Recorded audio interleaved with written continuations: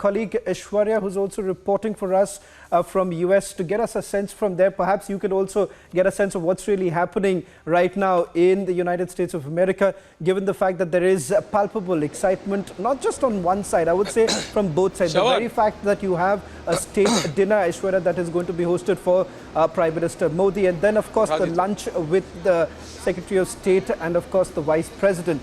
Why don't you walk us through the itinerary of the Prime Minister and essentially what is it that the Indian government is really looking forward to? And then perhaps we'll take one last question from Mr. Madhav.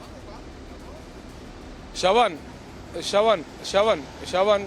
first and foremost, once the Prime Minister lands here in New York, all the important political bilaterals are scheduled in DC, but here in New York, there are going to be very, very important bilaterals with the business community.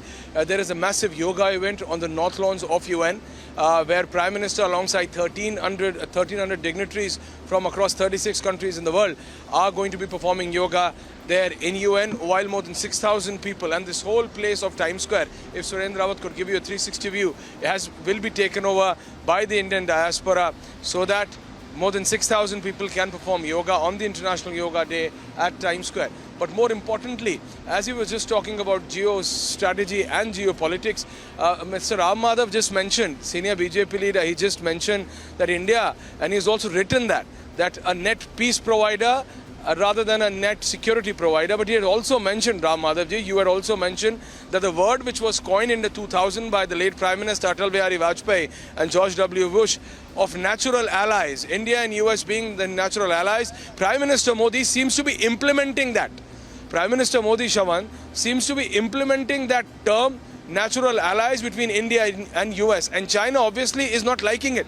That's why the statements coming in that India is being used by China, by the US. US is trying to balance the supply chain because China is not helping. India today holds, and that is what the sense is amid the Indian diaspora here in the US as well, that today Indian foreign policy holds the skill set to handle US separately, China separately, and Russia separately. And that is why, Shravan and Ram Madhavji, for the first time, and you know better than anyone, Ram Madhavji, that while India is the largest importer of Russian oil, the Indian Prime Minister for the first time is a state guest. Prime Minister Modi is a state guest in US. The only Prime Minister of India ever to be addressing the US Congress for the second time. And that in itself is a clear example of the Indian foreign policy.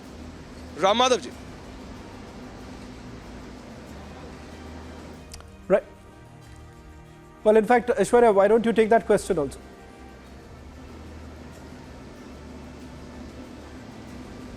There is an enormous importance attached to this Mr. Ram Madhav, visit. I think so my colleague Aishwarya had a question for you.